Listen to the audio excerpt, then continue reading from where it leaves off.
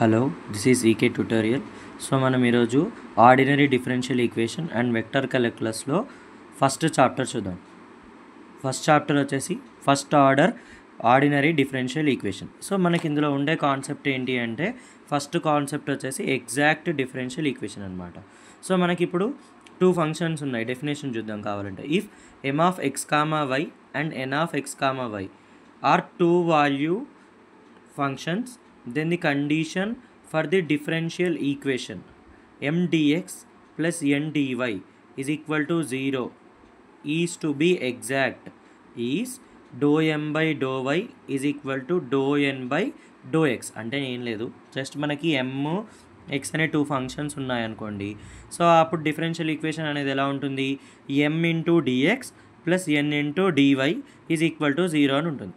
ఆ equation exact equation అవ్వాలి అంటే దానికి కండిషన్ ఏంటి అంటే do m by do y is equal to do n by do x.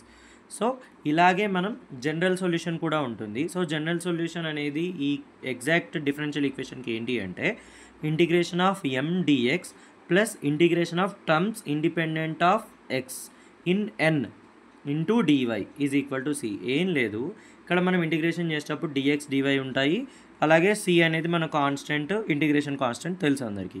So ఇక్కడ మనం ఎమ్ ఇంటిగ్రేట్ చేస్తాం డైరెక్ట్గా, కానీ ఎన్లో మాత్రం మనం ఎక్స్ లేని టర్మ్స్ని తీసుకోవాలన్నమాట. ఇండిపెండెంట్ ఆఫ్ ఎక్స్ అంటే ఎక్స్ లేని టర్మ్స్ తీసుకొని ఇంటిగ్రేట్ చేయాలి. అప్పుడు మనకి ఈ ఆర్డినరీ డిఫరెన్షియల్ ఈక్వేషన్ అనేది వస్తుందన్నమాట. ఎగ్జాక్టా ఆర్డినరీ డిఫరెన్షియల్ ఈక్వేషన్స్ ఎగ్జాక్ట్ అనే కండిషన్ మనం చూసాం కదా. సో ఇప్పుడు ఈ కండిషన్ని ఎలా ప్రూవ్ చేయాలి, దాని మీద ప్రాబ్లం ఎలా వస్తుంది అనేది నెక్స్ట్ వీడియో పెట్టబోతున్నాను అనమాట. నాట్ ఓన్లీ ఎగ్జాక్ట్ అని ప్రూవ్ చేయడము, జనరల్ ఈక్వేషన్ కనుక్కోవడమే కాకుండా ఎగ్జాక్ట్ కాదు కానీ దాన్ని ఎగ్జాక్ట్గా ఎలా చేంజ్ చేయాలి అనేది కూడా కొన్ని వస్తాయన్నమాట. సో అలాంటి ప్రాబ్లమ్స్ కూడా నెక్స్ట్ రాబోతున్నాయి. Not only first order differential equation, దీని తర్వాత హయ్యర్ ఆర్డర్ డిఫరెన్షియల్ ఈక్వేషన్స్ ఉన్నాయి, లాప్లాస్ ట్రాన్స్ఫర్మేషన్స్ ఉన్నాయి, ఇన్వర్స్ లాప్లాస్ ట్రాన్స్ఫర్మేషన్స్ ఉన్నాయి. ఇవన్నిటిని కూడా నేను పోస్ట్ చేయబోతున్నాను. అలాగే ఇంటిగ్రేషను.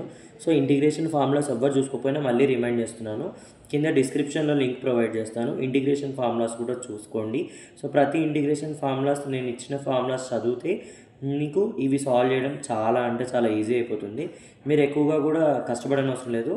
కనీసం కాసు సైను ఇలాంటి వాటికి ఎక్స్ పవర్ ఎన్ ఫార్ములాస్ ఇలాంటి వాటికి నేర్చుకున్నా కానీ మీకు ఈజీగా అయిపోతుంది. ఇక్కడ డో ఎక్స్ డో వై అంటే ఏం లేదు, డిఫరెన్షియేషనే.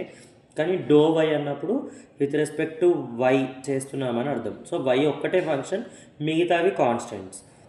డో ఎక్స్ అన్నప్పుడు ఎక్స్ మాత్రమే ఫంక్షన్, మిగతావన్నీ కాన్స్టెంట్స్. సో ఇవి కొంచెం చూసుకొని చేయండి అంతే.